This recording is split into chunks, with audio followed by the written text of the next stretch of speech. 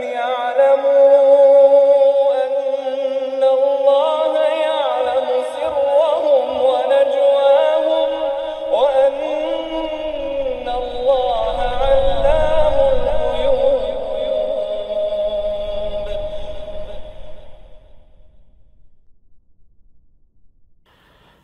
Insyaallah kita lanjutkan kajian kitab Ma'alim fi Tariqi Talabil Ilm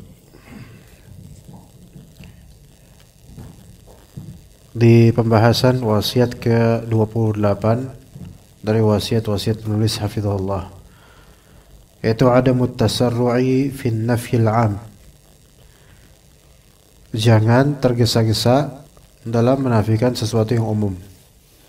Ya. Jangan tergesa-gesa dalam menafikan sesuatu yang umum. Ini bukan berarti nggak boleh sama sekali menafikan sesuatu yang umum. Ketika kita nggak yakin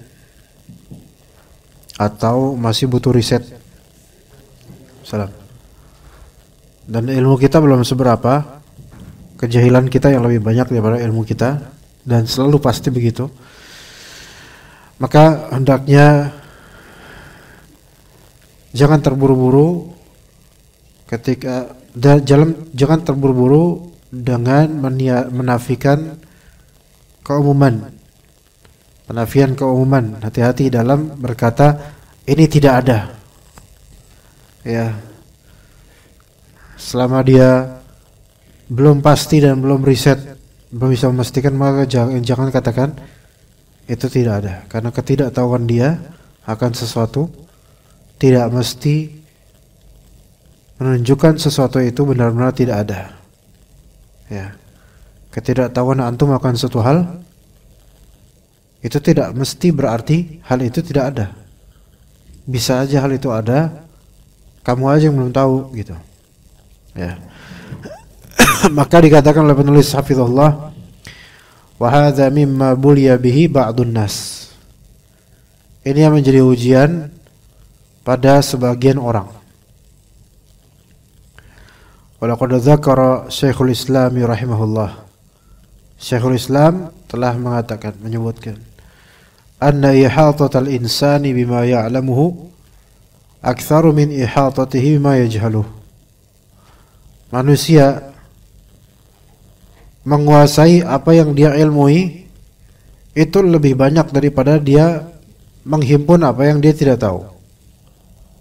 Kalimat ini bisa dipahami gak? Coba di situ kalimat gimana terjemahnya, Mas Bro? Kata Syekhul Islam,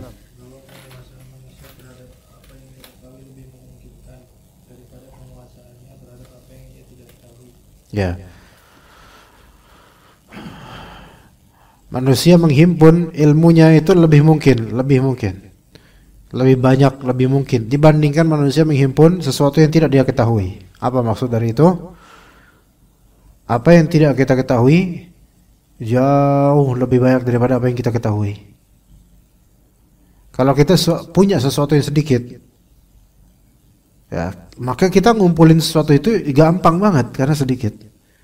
Sesuatu yang tidak kita punya tentu jauh lebih banyak daripada yang kita punya.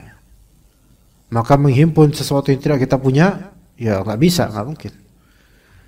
Nah, kita punya ilmu sedikit, makanya lebih mungkin kita kumpulkan ilmu kita dibandingkan kita kumpulkan apa-apa yang tidak kita tahu. Dan ini menunjukkan bahwasanya kejahilan kita itu lebih besar daripada keilmuan kita. Ya.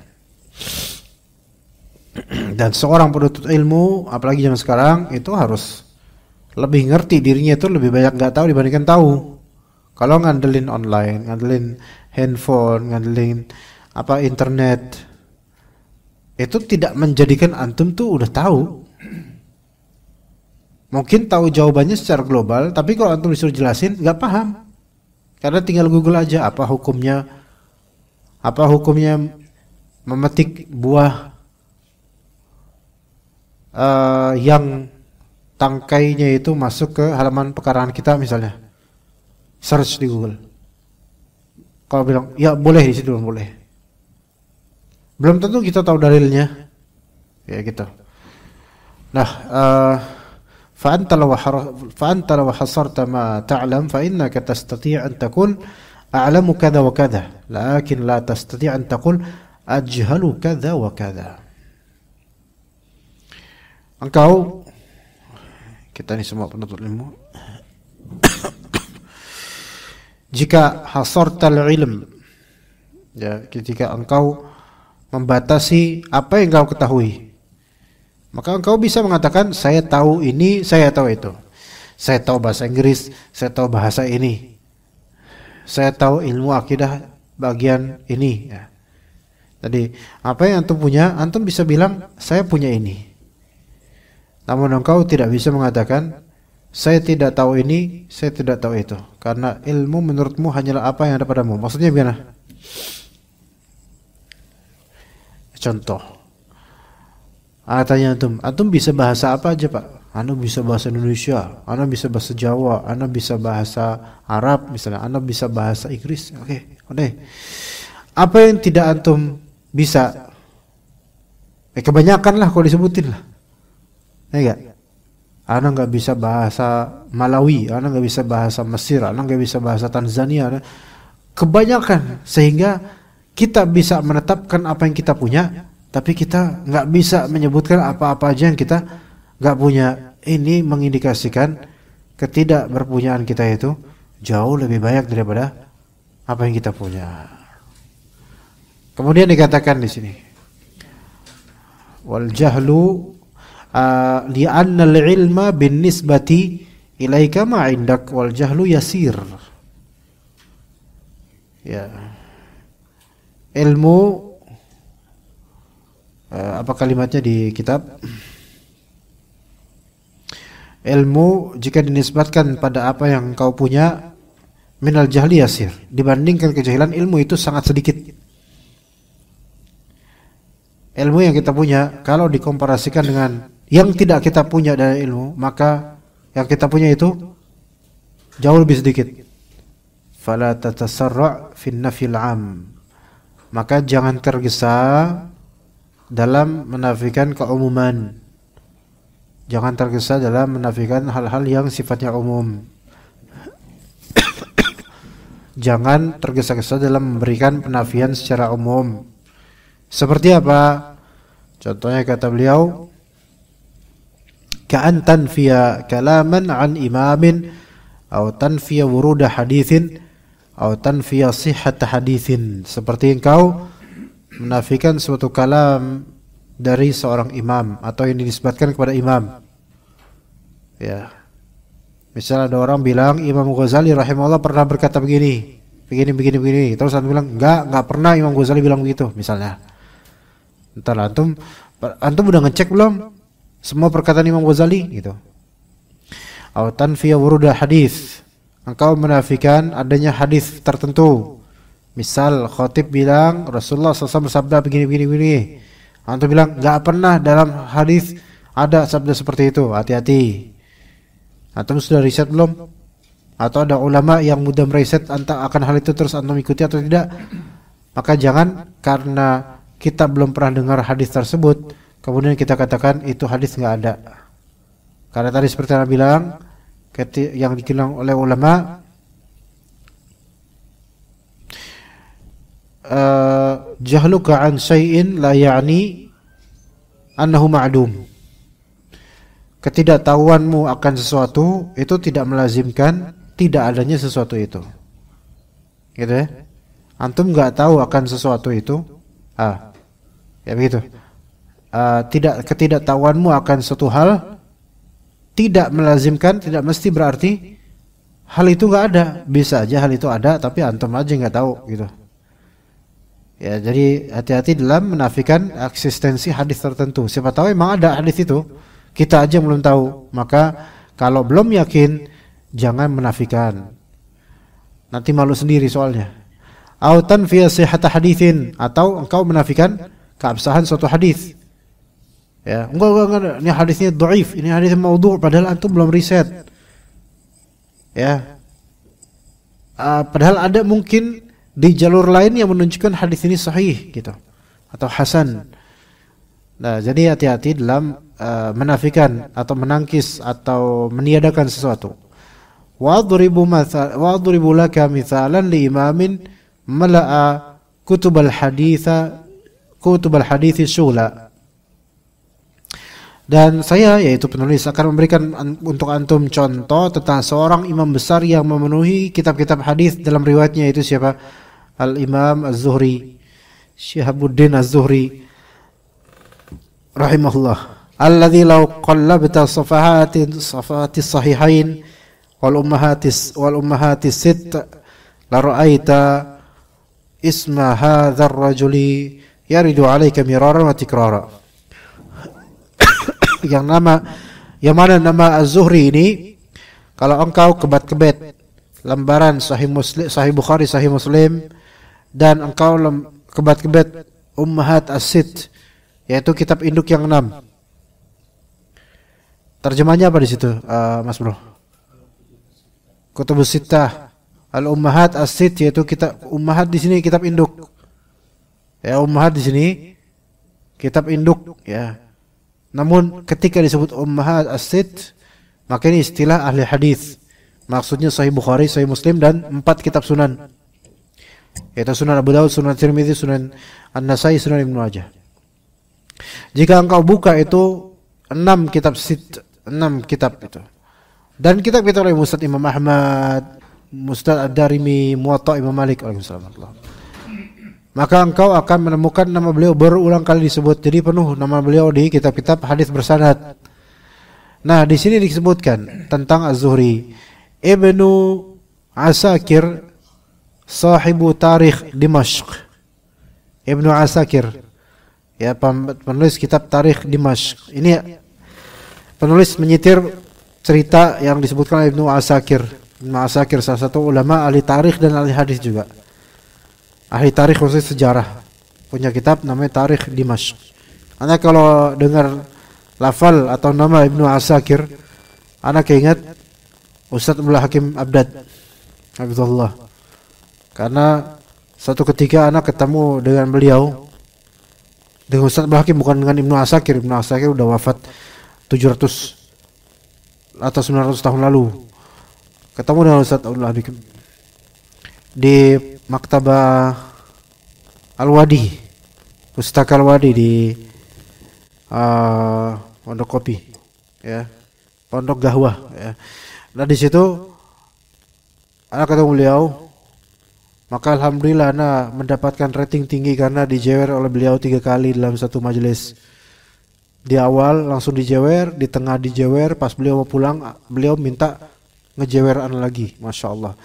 Maka orang yang mendapatkan jeweran beliau, maka itu kalau di game itu poinnya itu langsung melesat tinggi. Makom mana beda. Antum nggak pernah kan di jeweran beliau, berarti antum belum punya level berarti, ya. Karena beliau dulu di majelis beliau, karena suka ngejewer beberapa ikhwan yang memang agak bandel gitu di jewer beliau. Bukan jewer benci ya, walaupun agak merah sedikit ketika itu, tapi ya alhamdulillah. Itu beliau, itu tahun 2016. Ketika melihat anak kumisnya anak dikerok, beliau nggak setuju dengan itu. Maka beliau kemudian menyebutkan riwayat dari Ibnu Asakir yang diceritakan oleh Ibnu Asakir dalam kitabnya, dinisbatkan cerita itu kepada Umar bin Khattab. Bahwasanya Umar bin Khattab itu memiliki kumis yang cukup panjang, tapi panjang yang nggak melampaui bibir karena itu makruh. Bukan kayak orang-orang Swedia atau Norwegia, bukan, atau orang Viking di tanah Viking itu, Skandinavia, bukan juga kayak sopir truk yang panjang kumisnya, bukan yang menutupi, tapi kumisnya itu tidak dikerok, melainkan beliau cukur di bagian sini saja, atas bibir atas gitu. Itu Ustaz Abdul Hakim mencontohkan karena kenapa antum dikerok. Umar bin Khattab dalam kitab Ibnu Asakir disebutkan, ayo masih ingat saja, ya, bahwa Umar bin Khattab itu punya kumis, dia dipanjangkan, artinya enggak semua dipangkas, sampai suatu ketika kalau misalnya beliau dihikayatkan dalam kitab Ibnu Asakir,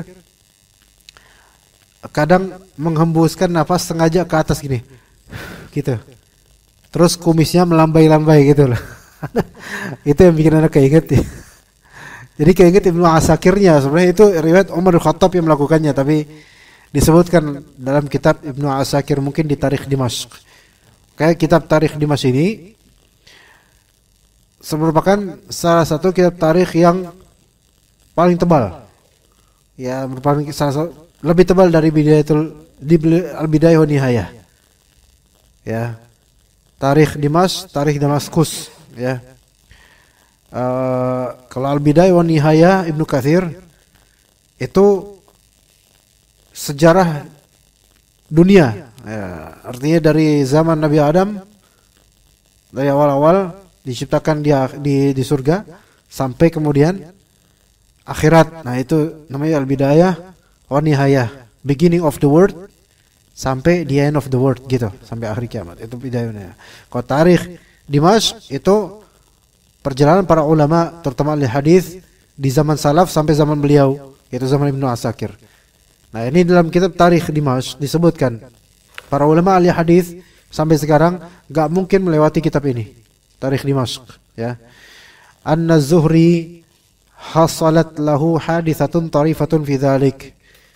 Jadi Az-Zuhri rahimahullah suatu hari mengalami hadithah tarifah, yaitu kejadian yang menarik. Yaitu apa yang terjadi? Disebutkan di sini, fadzakara wa'idhun hadithan. Jadi ada seorang wa'idh, itu menyebut suatu hadis. Di zaman Az-Zuhri, wa'idh itu biasanya malah bukan alim. Wa'idh itu malah biasanya bukan orang yang memang berilmu tinggi, bukan. Yang berilmu tinggi itu muallim, guru, itu yang ngajar rutin, ngajar beneran gitu loh. Wa'idh itu hanya yang khatib gitu, menyampaikan ceramah, pidato, itu wa'idh. Namanya wa'idh ketika itu. Penceramah, seorang penceramah. Jadi wa'idh kalau bahasa sekarang ahli pidato atau tukang ceramah. Itu menyebutkan suatu hadis. Maka fakultulah, aku berkata, itu Az-Zuhri berkata kepada penceramah itu, lam yarid hadza fi sunnatin Nabi sallallahu alaihi wasallam. Ini enggak pernah ada dalam sunnah Nabi sallallahu alaihi wasallam, kata Al-Imam Az-Zuhri. Ini ulama. Ya, maka kemudian fajalas al-wa'idh. Maka sang penceramah pun duduk. Ya, karena digituin nama Imam sama Zuhri.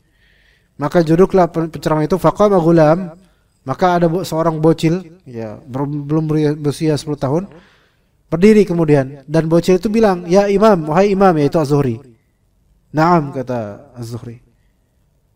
Kata anak itu, ahafidhta sunnata kullaha? Apakah engkau telah menghafal semua hadis Nabi sehingga engkau mengatakan ini enggak ada dalam sunnah? Gitu. Maka kata Az-Zuhri, la, enggak, saya enggak hafal semuanya. Ahafidhta thulutsaiha? Apakah engkau menghafal 2/3 dari seluruh sunnah Nabi yang ada? Seluruh hadis Nabi yang ada? Maka kata Az-Zuhri, tidak. Maka anak itu bertanya lagi, ahafidhta syatraha? Apakah engkau menghafal separuh dari seluruh hadis yang ada? Maka kata Az-Zuhri, la, enggak.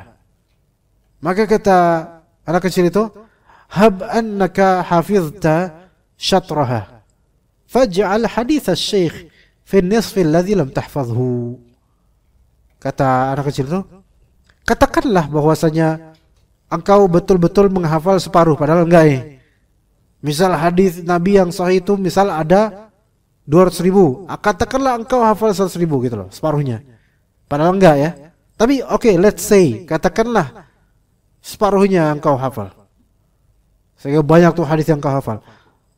Dan engkau sehingga berani menafikan hadis yang dibawakan oleh penceramah tadi. Maka katakanlah engkau hafal separuh dari seluruh hadis itu. Faj'al hadits asy-syekh fi nisfi alladhi lam tahfaz. Maka jadikanlah hadis yang dibawakan penceramah ini di separuh yang engkau belum hafal. Paham enggak, ikhwan? Gimana? Paham? Misal Pak Eko, ya, Pak Eko kajian. Kemudian ustadznya bawakan hadis. Begini. Pakai bilang, Ustaz, afwan Ustaz, itu nggak ada dalam hadis Ustaz. Ajib, Masya Allah, ajib. Ya. Ustadznya digituin. Dan ustadznya teman anak lagi, Ustadz Haikal Basarahil misalnya, pakar hadis insyaallah untuk kedepannya insyaallah beliau, masya Allah beliau, antum gituin. Terus abah kemudian nanya, baik kok, antum memang hafal semua hadis kok bisa Ustadz di gituin? Enggak, kata. 2/3 lah dari 200.000 hadis. Enggak lah, enggak. Separuhnya 100.000 hadis. Apa? Enggak. Ya berarti kan, katakanlah wahai Pak Eko, angan antum hafal 100.000 hadis. Taruhlah hadis yang disampaikan Pak Ustadz, hadis yang belum antum hafal gitu loh. Artinya jangan menafikan sesuatu. Seolah-olah ini hikmahnya adalah jangan engkau bilang nggak ada ini, padahal pengetahuanmu tentang hal itu masih belum sampai 100% gitu loh.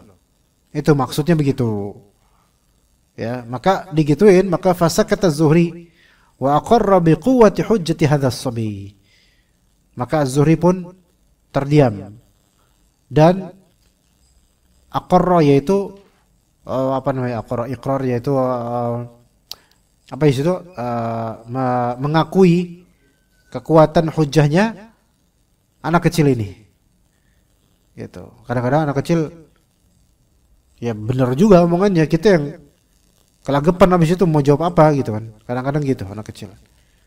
Iya, sampai Anda pernah dengar kajiannya Syekh namanya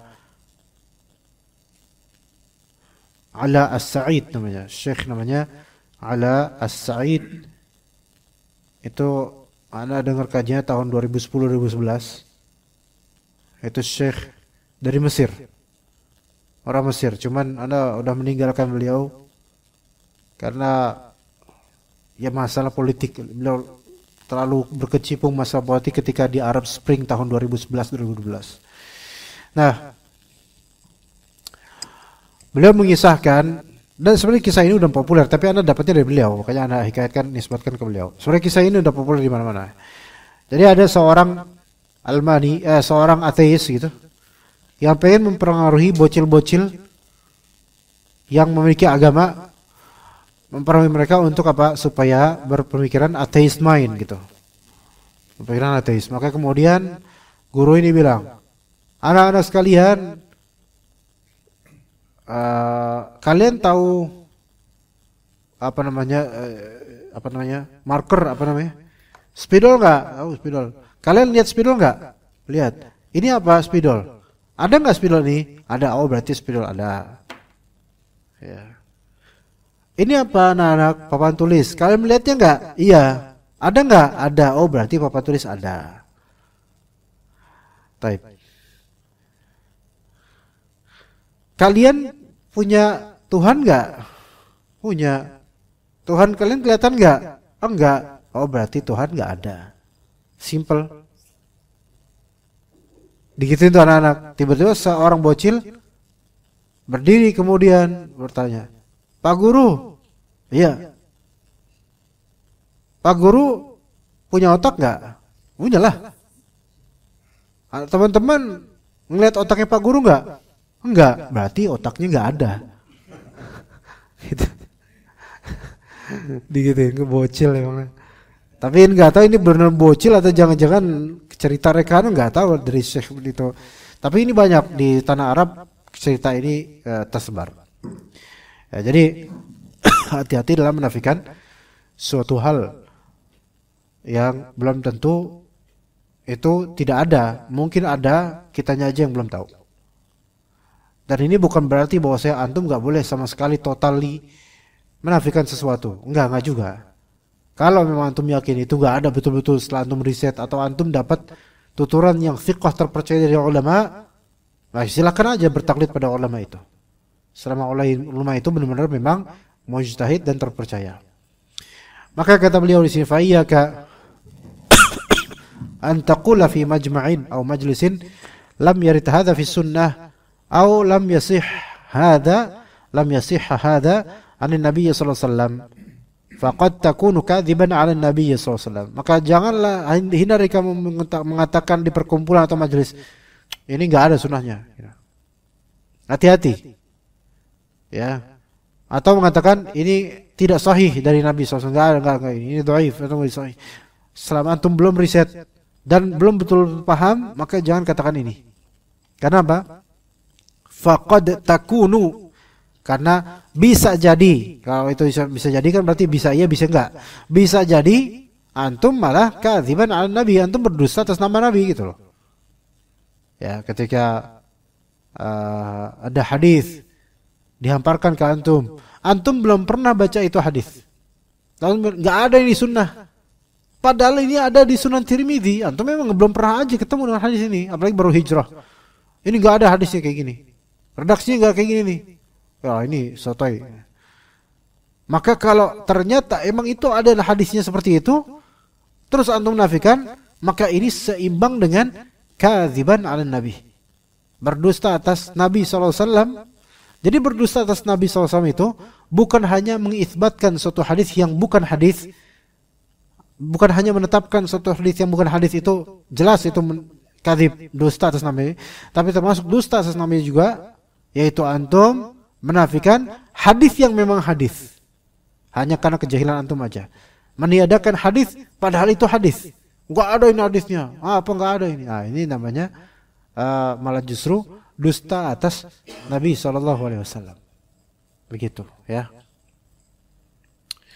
Wa azkur, kata Syekh As-Sadhan rahimahullah, wa azkur, saya teringat, annani kuntu fi Mina fi majlisin ma'a fadilati Syekh Al-Alamah Muhammad Nasiruddin Al-Albani rahimahullah منذ زمن طويل.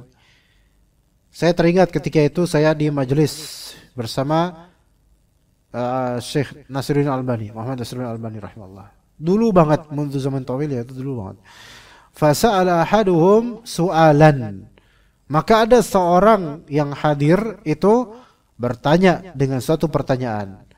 Wa dzakara fihi tad'ifan mutlaqa li haditsin. Dan si penanya ini menyebutkan atau mendhaifkan secara mutlak akan suatu hadis dengan mengatakan lam yarid lahu tariqun sahih. Hadis ini enggak mempunyai jalur yang sahih ya Syekh gitu. Ya. Jadi sebenarnya dia nanya, bukan nanya tentang hadis, dia nanya tentang sesuatu. Namun dia dalam pertanyaannya mengandung suatu hadis yang dia dhaifkan secara mutlak dengan mengatakan enggak ada jalur yang sahih untuk hadis ini, enggak ada riwayat yang sahih untuk hadisnya Syekh gitu. Ya begitu.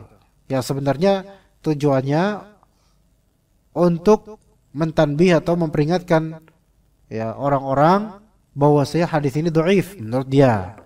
Tapi dengan kalimat apa? Lam yarid lahu tariqun sahih. Tidak ada ya Syekh jalur yang sahih untuk hadis ini gitu. Maka berkata Syekh tersebut, ya, setelah menjawab pertanyaannya, maka Syekh Albani rahimahullah meluruskan, amma qauluka, adapun perkataanmu tadi, lam yarid hadza gitu, ini tidak ada dalam hadis gitu, faqad yakunu kadziban 'ala Nabi, maka ini ada posibilitas bisa aja suatu kedustaan atas Nabi. Li'annahu qad yaridu min tariqin sahih la ta'lamuhu anta. Karena boleh jadi ada juga itu hadis dari jalur yang sahih, ente aja enggak tahu gitu. Faqauluka bihadha an-nafy al-'am yu'tabaru takdziban li kalam Nabi. Fa in kunt, ya. Jadi perkataanmu tidak ada gitu. Ini dalam redaksi hadis enggak ada. Ini bisa khawatirnya bisa apa? Dianggap sebagai mendustakan kalam Nabi kalau itu benar-benar ternyata ada. Antum bilang enggak ada hadisnya, padahal ada. Antum seperti apa? Mendustakan kalam Nabi SAW. Fa in kunta wala budda mutakallima.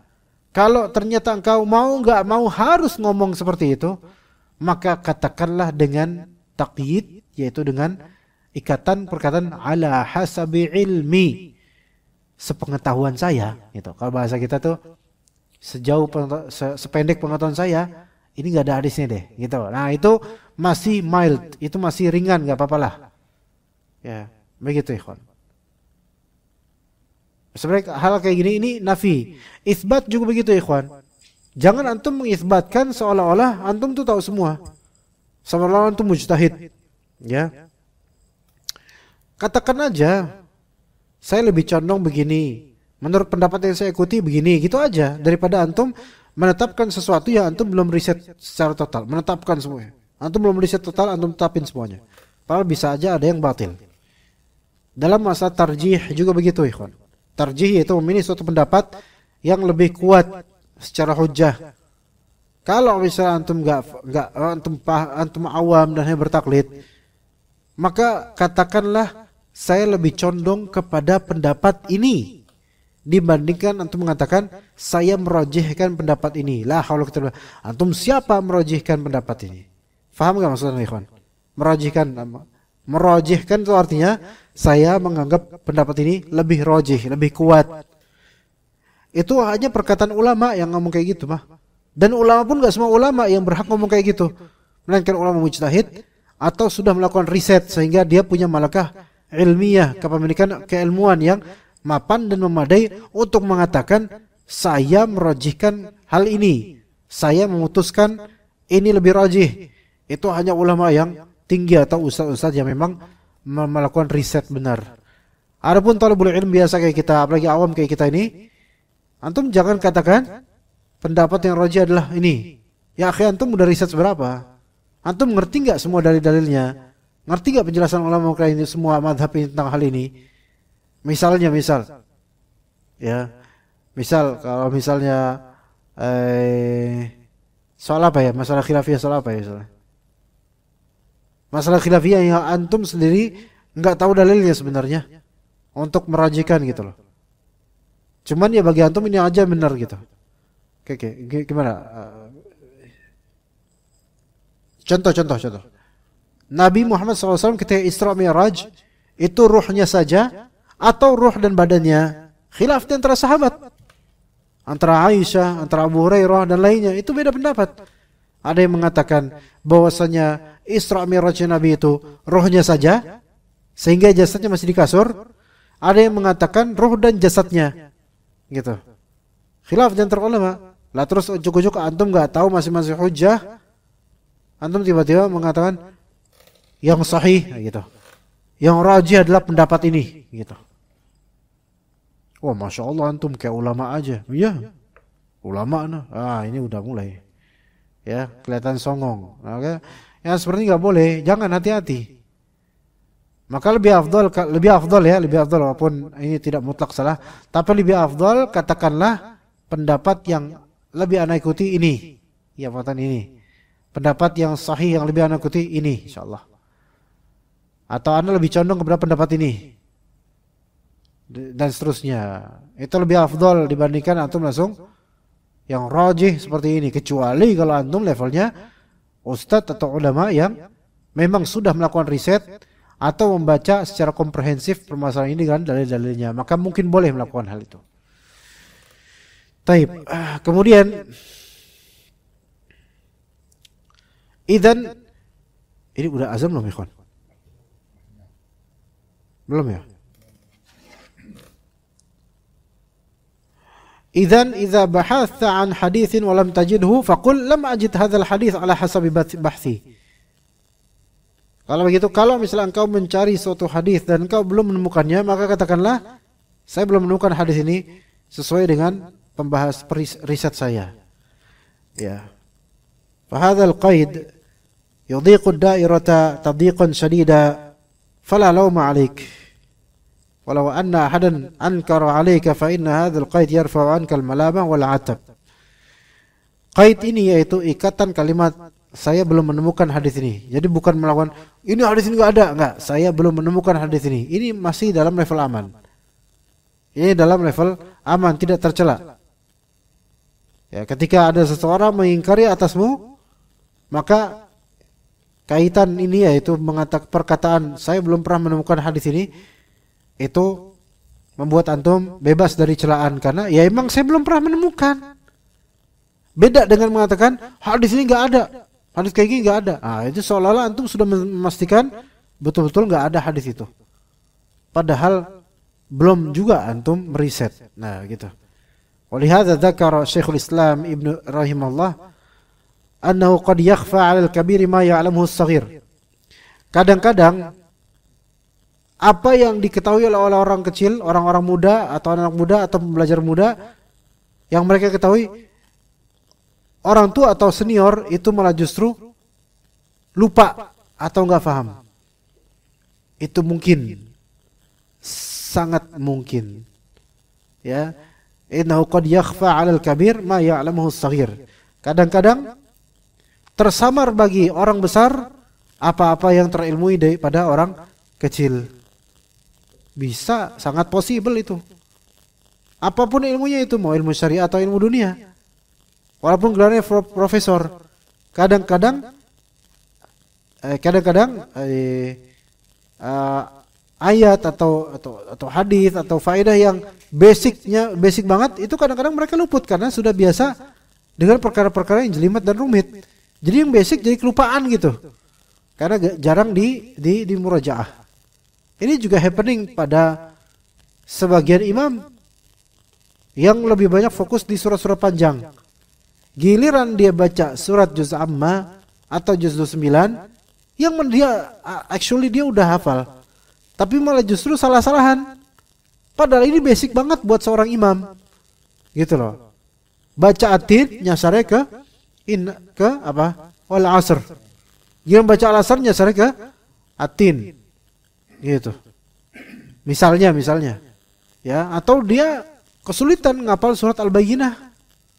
Kan lumayan tuh agak sedikit mirip-mirip di beberapa kata itu. Tapi kalau surah Al-Baqarah, Ali Imran, ini kalau ada cerdas cermat apa? Lomba tahfidz Quran Al-Baqarah Ali Imran nomor pertama dia, insyaallah. Tapi kira disuruh baca At-Takwir, Al-Insyiqaq jauh-jauhnya. Ya, itu bisa terjadi. Baca surat Al-Mutaffifin, ke surat Al-Qalam. Jauh banget. Tapi emang ada dekatnya. Ya kan? Inna balawnahum apa kalimat apa? Ada ayat Al-Mutaffifin mirip banget sama surat Al-Qalam, ada. Itu bisa berubah itu, ya. Tapi kira Al-Baqarah, Ali Imran, An-Nisa, Masya Allah. Itu kadang begitu. Nah, ini menunjukkan apa? Kadang-kadang orang besar itu samar baginya sesuatu yang biasa diucapkan atau dipelajari orang-orang kecil. Begitu. Wasaqa ma dzakarahullah fi suratin Naml indama waqafa al-hudhud al-haqir amama nabiyyin Malik, yaitu Nabi Sulaiman. Di sini ada ayat di surat An-Naml ketika hudhud yang sebenarnya itu hanya binatang, ya, di depan Nabi Sulaiman, maka berkata, "Ahattu bima lam tuhit bihi wajituka min sab'in min naba'in yaqin." Aku mengilmui sesuatu yang engkau wahai Nabi Sulaiman tidak mengetahuinya, dan aku mendatangkan tentangmu kabar dari Saba dengan kabar yang terpercaya. Aku tahu hal yang enggak engkau tahu wahai Nabi Sulaiman. Begitu. Jadi hudhud ini binatang kecil, burung biasa. Ya, spesial tapi sebagaimana binatang lah. Nabi Sulaiman udah nabi, raja pula. Tapi ternyata ada ilmu yang tidak dimiliki oleh Nabi Sulaiman, namun dimiliki oleh hudhud ini. Fala tatasarra' fin nafi. Maka janganlah engkau tergesa-gesa dalam meniadakan suatu hal, li'anna hadza yadullu 'ala al-'ujbi wat ta'ali. Karena ini menunjukkan akan ujub dan ta'ali, yaitu merasa tinggi. Walakin ta'addab kama ta'addaba ulama'una wa salafuna haitsu yaqulun hadza hasabu ilmina. Tapi beradablah seperti beradab para ulama dan salaf kita yang mereka mengatakan hadza hasabu ilmina. Ini sesuai dengan pengetahuan saya, hanya segini. Sependek pengetahuan saya begini. Itu lebih beradab daripada langsung antum tebas begitu saya terjang semua dengan penafian. Ya begitu para ikhwah sekalian rahimani wa rahimakumullah. Namun ketika memang antum yakin dengan itu, mungkin sudah bahas atau sudah mencari di internet dan seterusnya, emang enggak ada ini hadis. maka tidak masalah antum menafikan sesuatu yang umum, menafikannya sama sekali, karena memang terbukti memang secara sekarang ini di internet itu semua hadis bisa terkumpul. Bahkan ada aplikasi khusus Mausu'at Al-Hadithiyah yang diterbitkan oleh proyek Ad-Durar As-Saniyah. Ya. Ini proyeknya Syekh Ali As-Saqaf dan lain-lain hafizallah taala. Ya, di Saudi Arabia. Ada Mausu'at Al-Hadithiyah. Antum klik aja hadis itu. Ya. Kalau emang enggak ada total berarti menunjukkan emang enggak ada. Beliau menulis ini di tahun-tahun 2000 di tahun-tahun 1900-an sekian. Yang ketika itu enggak ada Maktabah Syamila, enggak ada penerjemahan hadis, enggak ada aplikasi-aplikasi hadis ketika itu. Kalau sekarang antum bisa nyari ketika ada di grup WhatsApp orang nyebarin faedah tapi ada hadis yang antum bingung, nih hadis kok baru pertama kali antum copy hadis tersebut, ditempel di aplikasi, cari minimal kata kuncinya aja, cari. Kalau ternyata nggak ada, berarti nggak ada di puluhan kitab atau bahkan ratusan kitab di aplikasi Al-Maktabah Al-Hadithiyah. Ya begitu. Ya kalau sekarang masya Allah ya bisa kita menafikan sesuatu setelah riset ringkas, karena semua sudah dimudahkan oleh Allah Taala. Begitu, wallahu taala alam. Sepertinya azan, ikhwan. Kita azan dulu, fadhal. Ya, jadi itu pembahasan tadi, kesimpulannya adalah janganlah tergesa dalam menafikan sesuatu yang masih global, terutama yang belum kita riset lebih lanjut bagi kita sebagai orang awam. Kemudian pelajaran berikutnya, hindarilah sikap takjub pada apa yang kita miliki dari ilmu. Kadang memang betul kita punya ilmu, namun kita kadang mengkadarkan diri kita di luar kapasitas atau memframekan diri kita di luar hakikat sebenarnya. Seolah-olah kita itu sangat berilmu padahal enggak sebegitunya. Sehingga melahirkan apa? Pernyataan-pernyataan yang tergesa-gesa. Yang mengindikasikan kita merasa sudah menguasai itu semua. Nah, ini juga suatu jebakan yang baik ana ataupun antum sangat potensial untuk terjebak di dalamnya. Kemudian faedah berikutnya adalah ada kali seorang alim kabir luput akannya suatu hadis atau suatu faedah. Ya, dan ini hal yang maklum, wajar, semua orang juga pasti mengetahuinya. Ya. Karena tidak ada yang maksum dan manusia tidak ada yang sempurna. Manusia tidak ada yang sempurna, sehingga sekabir apapun, setinggi apapun ilmu kita, ada saja sesuatu yang terlewati atau terluput dari faedah ilmu. Kemudian faedah lainnya, penghikayatan tentang suatu peristiwa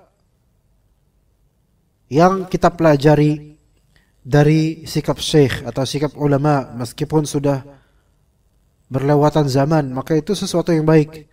Bahkan kadang itu menjadi kenangan dan cerita yang mendalam di kalbu dan memberikan faedah pada penyimaknya, sebagaimana disebutkan oleh Syekh As-Sadhan rahimahullah, yang Abdul Aziz As-Sadhan rahimahullah, yang hafizallah, yang mana beliau menghikayatkan di sini apa yang beliau dengar dan saksikan dari Syekh Muhammad Nasiruddin Albani, yang kalimat-kalimat ini atau cerita ini tidak terekam oleh media, baik media rekaman atau cetak, melainkan beliau melihat langsung. Betapa banyaknya kalau kita melihat beberapa para masyayikh dan ulama, mereka menghikayatkan guru-guru mereka. Syekh bin Baz dulu begini-begini, itu enggak ada di buku. Syekh Utsaimin dulu begini-begini, enggak ada di buku. Tapi melalui riwayat mereka, apa yang mereka alami dulu bersama para masyayikh. Ada seorang ustaz dari Martapura, orang Kalimantan. Namanya Ustadz Habibi Ihsan. Itu beliau sudah wafat, ana lupa, mungkin 8 tahun lalu atau 10 tahun lalu, lupa berapa lama. Itu di masa beliau masih hidup, beliau punya buku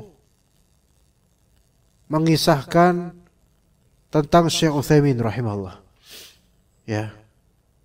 Jadi banyak sekali hal-hal yang banyak tidak diketahui tentang Syekh Utsaimin. Tapi beliau kemudian merangkumnya mungkin dari para masyayikh, ya, atau cerita-cerita yang disebutkan oleh para masyayikh di YouTube atau di mana wallahu alam, atau di beberapa kitab mungkin, atau beliau punya guru yang memang menghikayatkan kisah-kisah tentang Syekh Utsaimin. Itu dimasukkan dalam kitab tersebut dan disusun faedah-faedahnya. Itu ada kitab, tapi kitab itu udah nggak dicetak lagi. Udah lama nggak dicetak lagi. Apalagi penulisnya sudah wafat. Dan seperti penulis tersebut, yaitu Ustadz Habibie Ihsan namanya, itu tidak punya murid, sepertinya tidak punya murid yang loyal, mungkin yang biasa belajar sama beliau rutinan, mungkin sepertinya enggak bukan model ustadz yang seperti itu mungkin. Jadi tidak ada yang meneruskan dan memforward buku tersebut. Anda pribadi sejujurnya belum membaca buku tersebut, tapi membaca review dan resensinya. Itu ada yang seperti itu. Nah, menghikayatkan tentang guru dan kebaikannya itu bukan ibadah secara zat, tapi bisa menjadi ibadah ketika antum memang dalam rangka menta'zim ilmu agar orang terinspirasi. Begitu. Itu kebaikan, dan antum menjadi saksi juga. Ana berulang kali nyebutin guru-guru ana di majelis ini terutama gitu loh. Sering ana nyebutin kan. Ya mungkin antum kenal Ustaz Nizar, itu guru ana yang ana sering ceritain di SS dan di tempat lain. Ustaz Muhammad Qasim Muhajir, Ustaz Muhammad Ramlan, Ustaz Rizal Yuliar Putrananda, kemudian beberapa ustaz lainnya, mungkin Ustaz Wahyudin Bakhtiar. Mungkin nama-nama yang mungkin bagi antum asing. Mereka dai-dai lokal sekarang di tempat mereka masing-masing. Ustaz Muhammad Qasim Muhajir itu orang besar dan kiainya Al-Irsyad sebenarnya. Merupakan orang besar di Al-Irsyad yang sekarang mungkin sudah tidak masuk formalisasi dalam struktur Al-Irsyad, tetapi tetap mungkin menjadi orang yang menasehati Al-Irsyad karena beliau pengen jadi dai yang bebas dari yayasan atau dai lepas. Ada Ustaz Muhammad Qasim Muhajir. Itu kadang 6 tahun lalu, 7 tahun lalu suka safari dakwah ke Jakarta. Kemudian Ustaz Rizal Yuliar, mungkin Anda pernah dengar, itu mudir Ma'had Lu'lu' wal Marjan di Magelang. Dan itu guru ana. Bahkan ketika di Rancamaya kajian family, ana juga pernah loh ikutan pengisi kajian family loh. Ya, jadi ana tahu dalamannya kajian family dan bagaimana persaingan bisnisnya ana tahu. Bahkan kajian hotel itu juga ana tahu. Orang-orangnya tahu. Makanya kalau anda sering katakan anda nggak setuju dengan kajian seperti itu, karena anda tahu gitu. Jadi ya, tapi udahlah, capek lah gitu kan. Nah, itu ana Musa Rizal, itu guru ana ya. Terus beberapa guru ana sebut. Jadi ketika kita menghikayatkan guru kita, ikhwan, kadang yang tadi kita mulai futur, kita semangat lagi karena kita ingat dulu masa belajar dengan guru kita.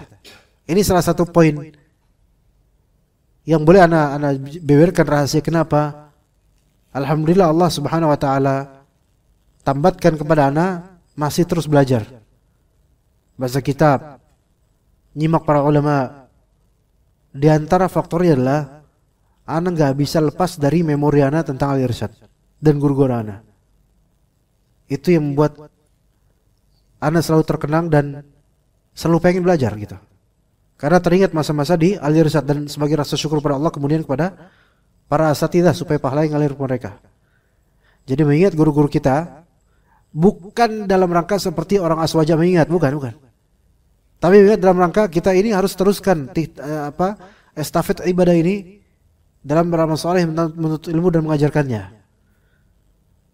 Dan guru-guru kita yang sudah wafat, yang masih hidup, kita ingat jasa mereka. Jangan terhenti dengan ingatan doang, tapi boosting iman dan juga boosting spirit, semangat untuk belajar. Begitu. Dan Utamakan yang antum ingat ustadz yang menginspirasi antum untuk belajar. Jangan ustadz yang menginspirasi antum untuk bikin video klip. Itu enggak ini. Antum ingat apanya coba? Paling ingat jamnya, antum ingat mobilnya, ingat motornya, ingat pakaiannya, ingat jumlah jenggotnya berapa dan seterusnya. Tapi ingatlah ustadz-ustadz atau dai atau masyayikh yang kalau antum ingat beliau, antum pengen lagi belajar. Entah belajar sama beliau lagi atau belajar, pokoknya semangat belajar. Itulah yang perlu kembali antum refresh. Ya, siapa nama guru-guru antum yang membuat antum kok ingat beliau, antum semangat beramal. Antum ingat beliau, antum semangat belajar. Jangan antum kok ingat beliau, antum semangat nyari donasi. Ini berarti antum bukan talibul ilm. Talibul fulus, nyari donasi saja. Itu bukan ilmu itu dah.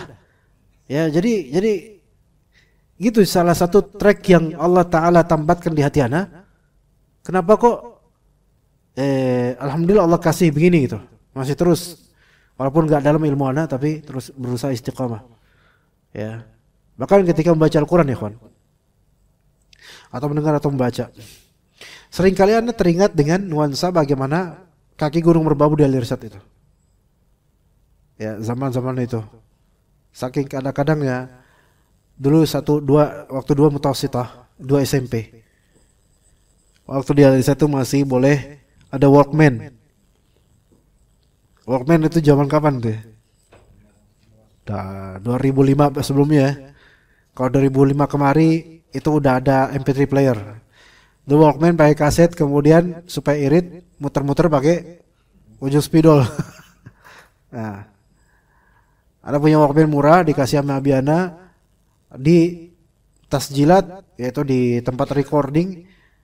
Waktu itu ada kaset, kalau dulu kaset Haromain ya kawan, Syekh Sudais Suraim itu pakai box gitu, isinya kaset 30 juz. Ada yang pernah tahu nggak kayak gitu? Itu dijual dulu atau jadi hadiah dari Makkah kalau orang baru haji misalnya. Itu berharga banget dulu itu. Kebanggaan banget kalau udah punya itu tuh. Maka anak kemudian beli kaset kosong, kemudian direcord itu surat Ali Imran. Surat Ali Imran Syekh Suraim mungkin terbitan tahun 94 atau 9, pokoknya tahun-tahun 90-an. Anak dengar terus itu.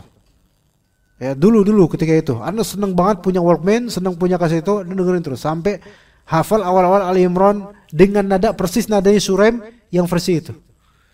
Nah, sampai sekarang kalau misalnya Anda baca awal-awal Ali Imran itu selalu keinget apa? Pesantren. Kadang itulah memori, ikhwan. Ada kenangan yang membuat emosi kita itu juga terjalin di situ sehingga ada ikatan. Itu. Makanya kalau ilmu ini pakai perasaan juga, itu insya Allah kita bisa terus. Adapun kalau ilmu ini yang anak kemarin bilang, anak tunjukin Pak Anton gimana caranya kita gunakan chat GPT dan semisalnya, itu nggak pakai emosi antum, nggak pakai emosi. Maksudnya emosi itu perasaan nggak pakai. Itu terlalu mudah. Itu berfaedah betul, banyak faedahnya. Tapi kalau antum nggak naruh perasaan di situ, nggak naruh kepentingan di situ, hilang cepat. Hilang cepat. Jadi ilmu ini dirasain. Itulah mengapa ikhwan, mengapa kalau misalnya antum mungkin komparasikan ada banyak ustadz-ustadz yang memang naik motor, alhamdulillah. Tapi frekuensi naik motornya rata-rata mungkin anak termasuk yang tinggi ratingnya, mungkin. Karena di Cengkareng anak jabanin. Di BSD sana lagi itu apa namanya? Cisauk dari Bekasi itu antar kota antar provinsi dari jam 7 sampai jam 9. Anak jabanin naik motor. Kenapa kok masih pilih motor? Kalau sekarang karena nggak bisa naik motor sendiri, ntar nggak kajian lagi, kecelakaan lagi nanti. Nauzubillah min dzalik gitu kan. Nggak bisa kalau sekarang. Nggak, kenapa dijauhin? Karena di situ naruh perasaan nih, kawan. Perasaan apa? Anak nikmatin perjalanan ini. Ketika kita nikmatin, itu bisa jadi kenangan dan bisa jadi terus-menerus akan kita lakukan. Tapi kalau semua terlalu mudah, nggak pakai perasaan gitu, ya udah, mudah hilang. Kalau pakai logika ngapain coba dari Bekasi kota antum ini, another planet lainnya gitu, ya, lewatin Jakarta macetnya kayak gitu, ke Tangerang BSD ujung lagi. Sejujurnya anak nikmatin 2 jam perjalanan itu. Karena apa? Di situ Anda mendengar para masyayikh, ya, dan mendengar beberapa podcast Inggris dan seterusnya. Saya nikmatin, rasain. Insya Allah bisa terus menerus kayak gitu. Ya, mudah-mudahan seperti itu. Insya Allah jadikan sebagai amal ibadah. Mudah-mudahan menginspirasi anak dan juga antum semua. Barakallahu fikum jami'an. Wa sallallahu ala nabiyyina Muhammad wa ala alihi wa sahbihi ajma'in. Subhanakallahumma bihamdika asyhadu an la ilaha illa anta astaghfiruka wa atubu ilaik. Assalamualaikum warahmatullahi wabarakatuh.